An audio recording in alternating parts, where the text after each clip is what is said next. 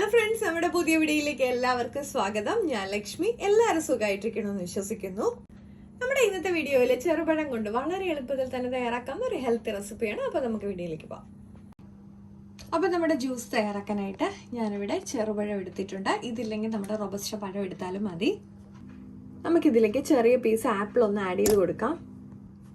ഒരു ചെറിയ എരിവിനായിട്ട് നമുക്കൊരു ചെറിയ പീസ് ഇഞ്ചി ഒന്ന് ചേർത്ത് കൊടുക്കാം. ഇതിലേക്ക് ഈന്തപ്പഴം ഒന്ന് ചേർത്ത് കൊടുത്തിട്ടുണ്ട്.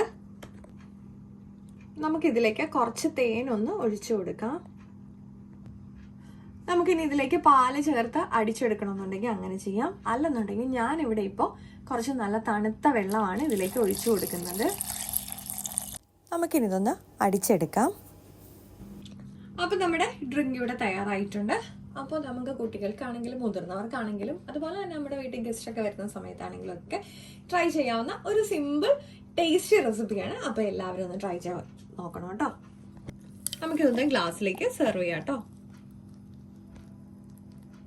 നമുക്കിതിലേക്ക് കുറച്ചൊരു ബദാം പൊടിച്ചതും കൂടെ ഒന്ന് ഇട്ട് കൊടുക്കാം.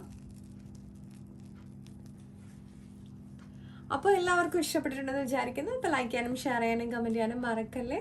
അടുത്ത വീഡിയോയിൽ കാണും വരെ നന്ദി, നമസ്കാരം.